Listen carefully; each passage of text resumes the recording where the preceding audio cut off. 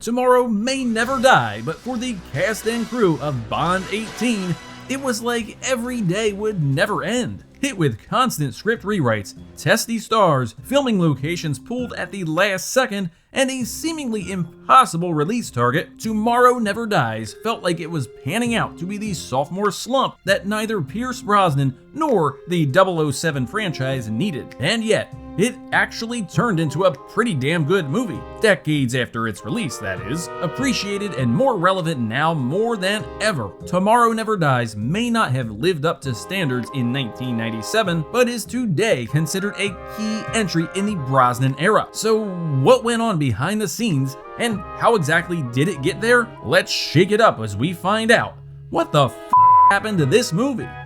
Tomorrow Never Dies was greenlit before the previous Bond installment, 1995's GoldenEye, even hit theaters. But this was really no surprise, since the Bond films were pretty much coming out in alternating years, except for Connery's 62 to 65 run of 4 movies. But this wasn't just to pump out another one so fast, it was also a strategic move to coincide with MGM's public offering. With that, Tomorrow Never Dies had a tight deadline. As producer Michael G. Willis recalled, after the last film opened, we were given a release date and gotta have it on this date means the studio depends on you to do it. With the deadline already on the calendar, the team had to be assembled. And what a team it ended up being. Directing duties would go to Roger Spottiswoode, you know, the dude who made Turner and Hooch and Stop or My Mom Will Shoot. Granted, he did have a history editing for Sam Peckinpah, so he was certainly no slouch. Spottiswoode was actually considered for GoldenEye, but was passed over for Martin Campbell, who himself was offered the Tomorrow Never Dies gig, but opted instead to direct The Mask of Zorro, taking Anthony Hopkins, who was offered the villainous role of Elliot Carver, along with him. One person who would be returning from GoldenEye was screenwriter Bruce Firestein, although interestingly enough, he was not the first choice and would subsequently be fired on multiple occasions. Initially, it seemed like everybody was on the same page, as Firestein wanted the script, quote, grounded in a nightmare of reality, while producer Wilson wanted to go for a more small-scale, from Russia with love style movie. Unfortunately, the studio, as always seems to be the case, wanted to go big. Tomorrow Never Dies went through a handful of treatments, one of which, from crime novelist and Oscar nominee for The Grifters, Donald E. Westlake, put the setting around the handover of Hong Kong, the situation which ended British rule. However, MGM reportedly already had a movie centering around that in development. Also, by the time Tomorrow Never Dies would have come out, the issue wouldn't have been timely anymore. Probably a good decision. And the only logical one Henry Kissinger, who served as something of a consultant, ever made. Similarly, another key entity had a say in the script, the Pentagon. The Department of Defense actually scrubbed a one-liner about the US losing the Vietnam War. Westlake would use some of this for his novel, Forever and a Death. Leaving the Hong Kong handover scenario behind prompted a complete change. And at one point, a team of 7 writers was assembled to hash out a plan, including Beverly Hills Cop's Dan Petrie Jr., The Perfect Weapon's David Campbell Wilson, and Mrs. Doubtfire's Leslie Dixon. Star Trek movie alum Nicholas Meyer also did some rewrites. One of the participants described this weekend as fun, which isn't exactly what you want to hear from someone trying to make a big budget movie on a strict deadline. Oh, and this script that took so many voices and so much time, it wasn't even complete before cameras rolled. As Wilson recalled, we didn't have a script that was ready to shoot on the first day of filming. Brosnan, who would have problems even when filming began, also noted, we had a script that was not functioning in certain areas. Jonathan Pryce, who would play Bond villain Elliot Carver, confirmed that the script he had signed on for wasn't even close to what he ended up shooting, and not for the better. Rewrites were constantly being done once cameras rolled. As Firestein remembered, I was writing in a tent outside the Bond stage, sending in pages as we were shooting, where Pierce was standing on the deck of the stealth boat asking, which way do I go? Do I turn left or do I turn right? The answer was, wait, we'll have the pages in a minute. One person who was comfortable with an unfinished script, Michelle Yeoh, who was used to working in such a loose way back in Hong Kong. As for the title, one that was being workshopped was Tomorrow Never Lies, but this was actually misread and Tomorrow Never Dies stuck. Also sticking around would be Pierce Brosnan, marking his sophomore outing as 007. Also reprising would be Judi Dench as M, Desmond Llewellyn as Q, and Samantha Bond as Miss Moneypenny. But there would be plenty of newcomers as well. Jonathan Pryce would be Mastermind Elliot Carver, whose characteristics have often found him being compared to magnate Rupert Murdoch. However, the actual inspiration is controversial media king Robert Maxwell, whose daughter is Ghislaine, to give you an idea how f***ed up that family tree is. This is supported by the parallels between Carver's reported death and Maxwell's actual death, having presumably fallen overboard off of his yacht. Stepping into her key role would be Michelle Yeoh, who described her character as a female version of Bond.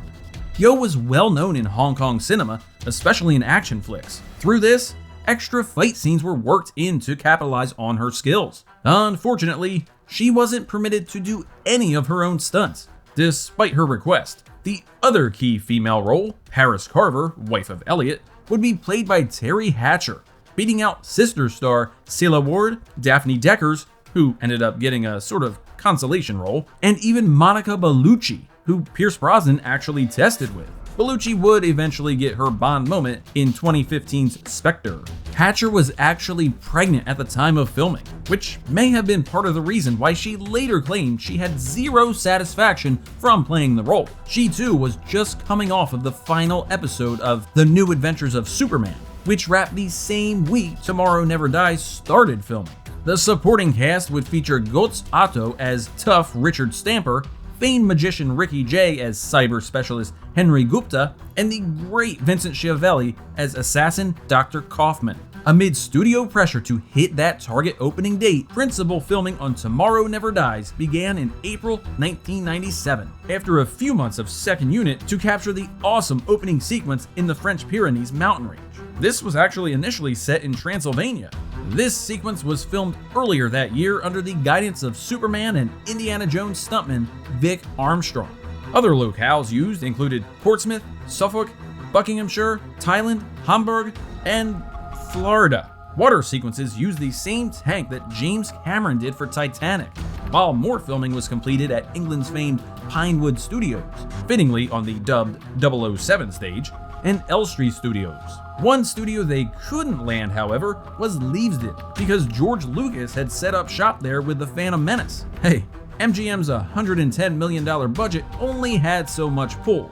Another forbidden location would be Ho Chi Minh in Vietnam. There were plans to film here, but this fell apart when the production was deemed too big for the locale, or that the depiction of communism wasn't exactly flattering, depending on which side you want. With every secured location pegged to be 1/3 of the movie officially off the table, the team had to come up with something, and fast. With that, these scenes were moved to Bangkok, Thailand. One of the best scenes in Tomorrow Never Dies comes in the motorcycle chase. Coming off of the tank chase in GoldenEye, you'd think the studio would want to go even bigger.